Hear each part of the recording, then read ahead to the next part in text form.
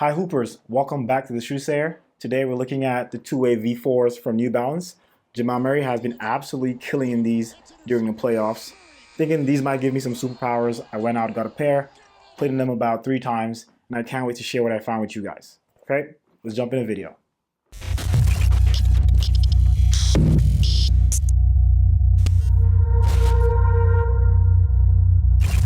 All right, so starting off with performance, right? Do these shoes make you play any better, right? So we're gonna start with cushion under performance. Here they've implemented a dual foam setup. So this is Fuel Cell. It's a bit mushy, like what you would see on their regular premium Kawhis or other basketball shoes. And here you have Fresh Foam, which has a little bit more rebound to it. I think they've borrowed this from their running series, right?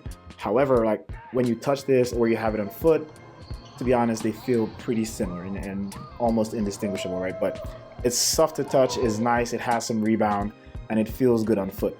However, it's a little bit too much, in my opinion, because it is very high off the ground, so you lose a bit of court feel there, and then you have this offset in a way where you're always feeling like you're propelled forward or like you're leaning forward, which might be good if you're always going to the hole or you just want to have that offset, but for me it's a bit too much and I wish it was just a little bit more even keel. But overall, it's a great cushion setup. You have good impact protection, so you have no worries there. Also for me, the Strobel board is very stiff, right? So this Strobel board has no cutouts, it has no mesh, right? So step-in comfort isn't the best at all, right? And it feels pretty stiff. Also, the insole is regular. It's more on the thin side, right? So it's not even giving you any additional comfort. So overall, for me, I feel they could do a bit better there. But I would give the cushion setup a 2 out of a possible 2.5 for the two AV4s. Moving on to traction, these shoes perform extremely well on a dusty court and a clean court. They're great. They have herringbone here, and then they also have this honeycomb pattern. 100% in terms of performance on traction. So I give this max scores 2.5. Next, for stability, right? You have no problems with stability. You have a midfoot torsional plate. So when you try to turn this on this axis, there is no give to it at all. And you also have a heel counter to help keep your foot locked in there. Also on the lateral side, you have this end piece, which uses fuse and is lined with plastic to make sure your foot is also locked in the shoe. So I had no issues for stability. I think for guards and also bigger men, this shoe will, do just fine. So I would say 2.5 for stability. Now let's talk about durability, right? So for the traction, it performs very well. However, I played in these like 3 times, right? And if you look at it, you can see that it's already starting to fray. And I played only in an indoor court. So I would say, while the traction performance is great, the traction durability isn't really the best, right? And the grooves are not very hard or very thick, right? So if you're playing outdoors, please don't get these because you would run through them in a month or 2, right? So I would say for durability, I would give them a 1.5 out of a possible 2.5. All right, so for performance, the two AV4s get an overall score of 8.5, right? So I only penalize them for the really beefy cushion and also lack of step-in comfort. And then also because the durability of the outsole is in question. So otherwise, it's a great shoe in terms of performance. So moving on to the next category, comfort and fit. Let's see if these shoes are good enough to playing all day without even noticing that you have them on foot, right? So we're gonna start off with fit. These fit true to size, I would say. So get your size. Even if you have a slightly wider foot, you should be good. And maybe if you have a very wide foot, go up half a size. But these fit very well. The laces make sure your foot is in the footbed. The heel counter does a nice job. It's sculpted, right? So your foot is always sitting in there. So without wasting any time, this is a max score for fit, 2.5 out of 2.5. All right, so moving on to ease of putting on and taking off. These shoes are really easy to put on. So once you just get past the initial laces over here, right, then you see this huge drop off, right? It's very easy to get your foot in the shoe, and also the same thing to take it out. There is a little bit of padding here on the tongue and also in the heel, right? So that feels good, by the way. But overall, ease of putting on and taking off I would say max. You have no issues just stepping in these and playing or taking them off, right? So max scores there, 2.5. All right, so moving on to breathability. These shoes aren't the most breathable. I mean, just by looking at it, you could just ask, where is the airflow coming from, right? And you might say, oh, there are these, dots, there are these perforations, but when you look in the shoe, right, you can't see the other side of that. For example, on the tongue, you have this pattern, right? And then on the other side of the tongue, it's completely sealed off, right? So my experience playing these shoes is that it's not very well ventilated. However, if you play in air condition, that shouldn't be, just in a colder climate, that shouldn't be an issue. However, if you're playing outdoors a lot and it's hot, then you might not want to play in these for a long time because your feet will get hot. Overall, I would say breathability is 1.5 out of a possible 2.5. Finally, in this category, let's talk about weight, right? So on hand, these shoes are super light. I thought it'd be heavier, but they're really, really light. Just as light as maybe the AC12s or any of the other shoes, even the Kyries, they feel really light in hand.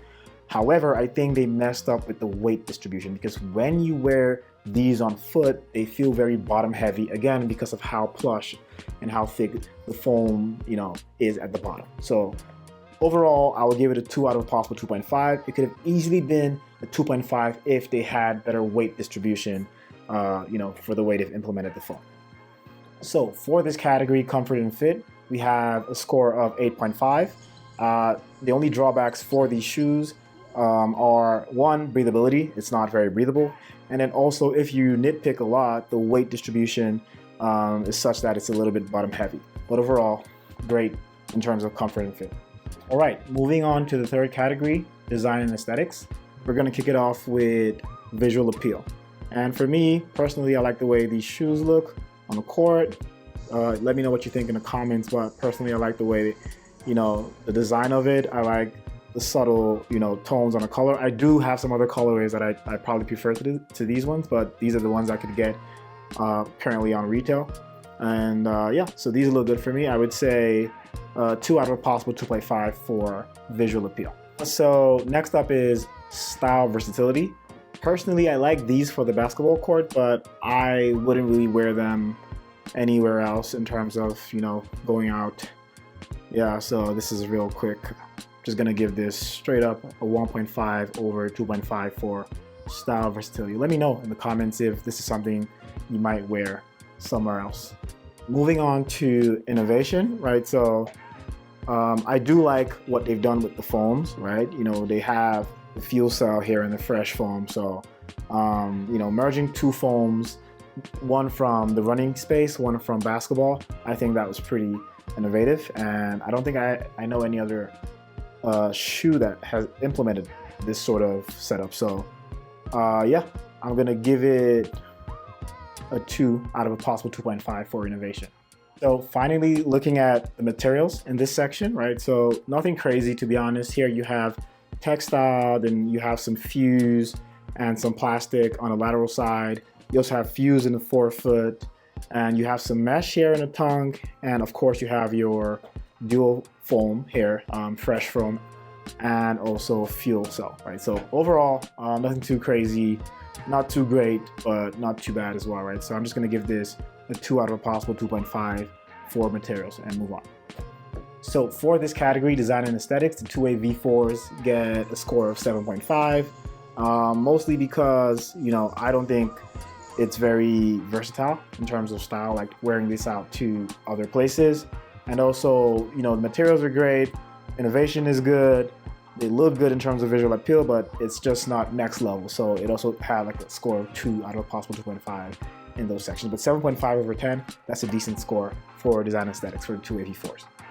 All right, so moving on to the fourth and last category, we have affordability, right? So these shoes cost me 180 CAD or 120 USD, right? So it's right up there in terms of, affordability. It's a really good shoe for the price, especially, right? I feel. So I would give this a score of 8 out of possible 10, right? So this is a good shoe for affordability. If you like the aesthetic of it, go ahead. Cool. So putting it all together, right? We have a performance score of 8.5, a comfort and fit score of 8.5, design and aesthetic score of 7.5 and a price score of 8, right? So which puts the overall score for the two AV4s at 8.175. That's a solid score. It's not in the 9s, but for the money especially, it's a good score.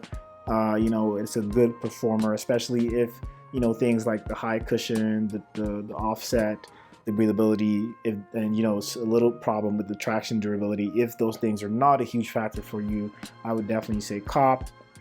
They're a good shoe overall. All right, so that's it, guys. Thanks for sticking with me to the end of the video. I'm gonna be having the Way of Weight 11s and also the DiVincenzo's Zap 1s, I believe, come through.